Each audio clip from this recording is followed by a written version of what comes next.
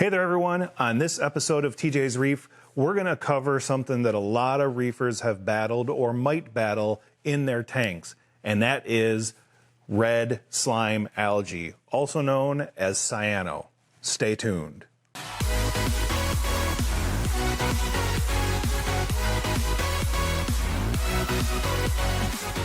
Hey there everybody, welcome to this episode of TJ's Reef. Today we're talking about a nuisance algae that a lot of people have had or might have in their reef tanks, and that is cyano. But to be honest, it's not an algae. We call it a red slime algae, but it's actually a bacteria.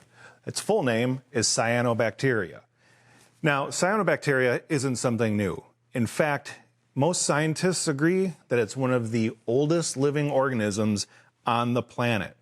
In fact, it's so old that a lot of scientists say that it is the organism responsible for giving us the blue, breathable planet that we have today.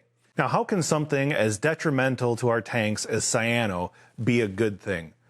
Well, millions of years ago, the planet didn't have much of an atmosphere, and cyanobacteria gives off oxygen as it reproduces and grows.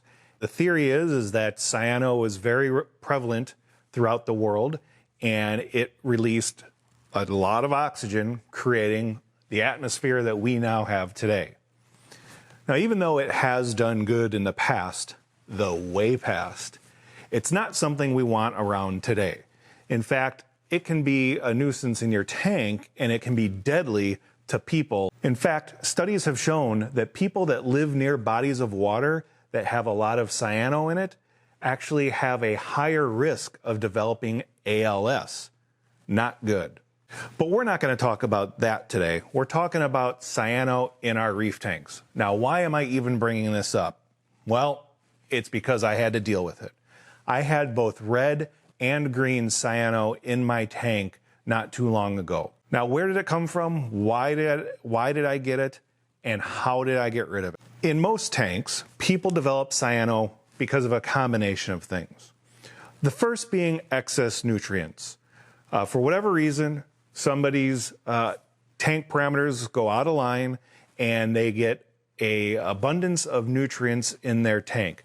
A combination of phosphates and nitrates generally contribute to a cyano outbreak. Now, that can be from overfeeding, that can be from not having a good enough established beneficial bacteria or biofilm in your tank. Maybe you don't have enough live rock or something like that. Maybe it's a bare bottom tank and it just became nutrient saturated. Can come from a number of reasons. Another contributing factor to cyano outbreaks can be your lighting spectrum.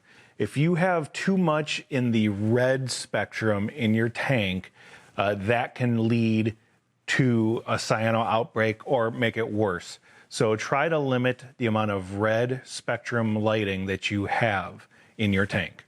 The other thing that plays into cyano forming is lack of flow. It seems to really do well in stagnant water. And so one of the ways to combat it or to keep it from even forming in the first place is by increasing your flow throughout the tank. Make sure you don't have any dead spots. Number one, cyano doesn't like a lot of moving water. Number two, by keeping your water turbulent, you keep all the detritus up in suspension so that it can be removed from your tank, either through mechanical filtration like a filter sock or filter pads or filter floss, or through your protein skimmer. Either way, you get that stuff suspended in the water column. It can't settle and break down and create an excess nutrients. The other thing that can provide excess nutrients is having too much of a bioload, so having more fish and inverts and everything that your biofilm can handle. So you've got way too many fish, not enough live rock, sand, bioballs, whatever, and the nutrients just keep going up and up and up. One of the last things that can contribute to too much nutrients in your tank is overfeeding. Frozen food in particular can get things out of hand if you're overfeeding too much. It will definitely spike your phosphates and increase your nitrates. Neither of those at elevated levels are a good thing. Now, why did I have them in my little 40 that's behind me? I have a theory why I got cyano in this tank. And it's a pretty good theory because I'd never had it before, and I haven't had any issues since I eradicated it. So where did it come from? It came from this little guy. His name is Oogie, and he's about 2 inches long, and he's a yellow-headed jawfish. Now you're probably wondering, how in the heck can a little fish like that create such an issue? Well, if you're not familiar with this fish, I'll tell you why I suspect he's the culprit. Oogie, being a jawfish, likes to live in the sand. Jawfish dig burrows in the sand where they live. Oogie likes to move around in the tank. He went from one side of the tank to the other, and then back and forth. Now, we've had him a couple of months. I say him, I don't know if it's a male or female, but Oogie moves around in a tank. Recently, Oogie moved to the far left side of the tank and dug up underneath some GSP islands I had. And Oogie dug a ton. So now Oogie dug out this whole corner of the tank. And in doing so, that fish released a lot of nutrients that were in the sand bed. This was an area underneath a couple of rocks that I said have GSP on it. So not an area that gets cleaned with water changes in the gravel vac. So it was probably chock full of detritus and organics that have been breaking down. And when this fish dug it up, released it all into the water column, because I'd say in under a week from the fish digging it all up to cyano getting all over the tank is the timeline. So I'm convinced that Oogie is my culprit. Now, it's not to say I'm not to blame for not keeping the sand bed as pristine as I could, but that is something you need to be aware of if you put in an animal that is going to basically be a sand sifter into a tank that's already established. If it was a newer tank and Oogie had done what he did, it probably wouldn't have been an issue because that sand would have been turning over, not allowing detritus and nutrients to build up, and not really releasing anything into the tank. Okay, so now you have cyano. What do you do? First thing you got to do is try to figure out what's causing it. Are you feeding too much? Are you not skimming well enough? Do you need to increase your skim from less of a dry skim to a more of a wet skim? Are you doing water changes? Are you adding something else into the tank through your water, through your salt mix?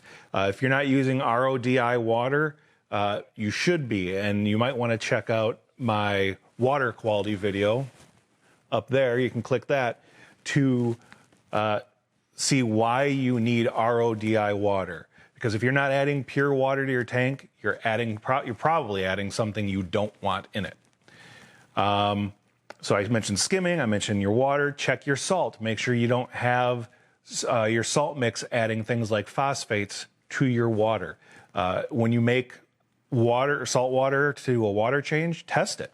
You're going to want to test it anyway so that you can bring it up to or down to whatever your tank levels are. So make sure there's nothing in there that you don't want, such as phosphates or nitrates.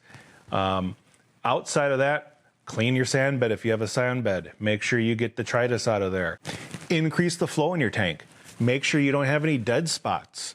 And make sure there's no stagnant water. Get an additional wave maker in there, a power head or something to get that water moving so that things stay suspended in the column and it can be taken out of the tank. Now, how do you get rid of it? Well, you can suck a lot of it out. If it's on your sand bed, when you do a water change, just suck it out, brush off your rocks, suck it out.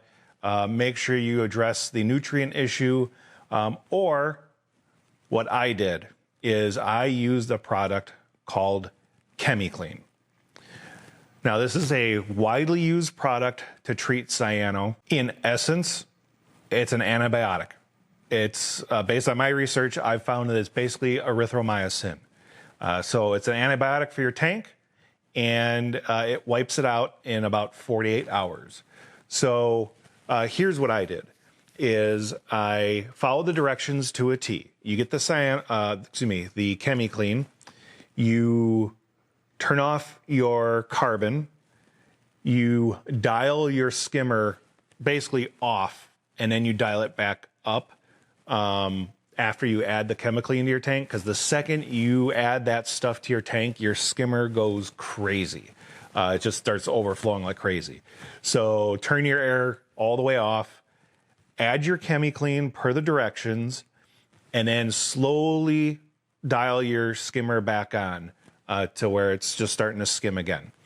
You also want to add an air stone to supplement oxygenation. You want to increase the air in your tank. I can't pronounce that word. I'm sorry. So I got an air pump and an air stone, threw it in the back of the tank, and ran that during the 48-hour treatment period. So you have your skimmer dialed down, you have an air stone in your tank, turn off your carbon, turn off your UV sterilizer, and add your Chemiclean. So here's what my tank looked like at the beginning of treatment.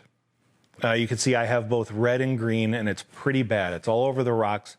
It kind of caught me off guard because at first I thought maybe I was getting an algae bloom, and then the red showed up after the green, and it definitely wasn't algae. It was cyano. Cyano is like a mat. It's kind of slimy looking, and it starts to grow over things like my zoanthids. It was starting to keep them closed. As you'll see in these videos, you'll see the groups of zoanthids. Parts of them are closed. Some of them have cyano on them.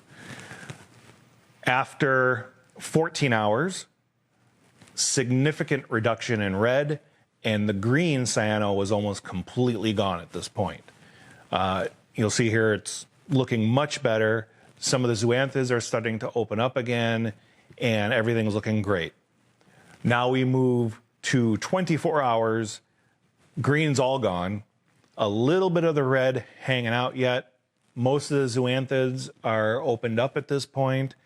And at 48 hours, the tank has 100% recovered. There is no cyano left in the tank at this point, and everything looks great. All the zoanthids are opened back up. And then at this point, the treatment is done. So now you need to dial your skimmer back in, pull the air stone. I replaced my GFO and my carbon, so I had fresh carbon running. Turn my UV sterilizer back on, and then you have to do a 20% water change. And that's been several weeks now since the treatment and since the outbreak. Hasn't come back. Oogie is still living in the same spot, so Oogie has not dug up any additional sand, releasing more nutrients. So I think we're good. And I didn't lose a single animal or coral during the process. So I'm going to call that a win in the fight against cyano. Moving forward, I'm going to make sure I clean the sand bed a little bit better, just in case Oogie decides to move again. And I actually increased my skimmer on the tank to be a little bit more wet than I had been doing. I'm just going to make sure I get the nutrients out of that tank a little bit better. But otherwise, all my tank parameters are in line. Everybody's doing looks healthy and doing fine. So that is how I beat cyano, and it's also a method that I recommend. As long as you find out the source first. Don't just say, oh, I've got cyano, throw some Chemiclean in there, and say, okay, problem solved. It's not solved because it's going to come back unless you figure out why it showed up in the first place. And since mine was due to that little fish, there's really nothing else I got to do other than just make sure the sand is a little bit cleaner. That is going to do it for this episode of TJ's Reef. As always, feel free to contact me if you have any questions, comments, or concerns, or you want some questions answered about your reef. I would appreciate it if you clicked down below and subscribed. Subscribing helps our channel grow, gets more exposure, more views, more content for everybody. On future episodes, we are going to continue with the 120 build. And, we're not going to forget about this little 40 tank. We still haven't decided what's going to happen to it as we move forward with the 120. It's not going to be broken down. We just don't know what kind of tank we're going to do with the 40. So some of these corals will be moving into the new tank. Some of them will be fragged, and parts of them will be moving into the new tank. But outside of that, they're happy, I'm happy, and here's to happy reefing with all of you. So until next time, double boom. One for beating Cyano, one because my watch dinged.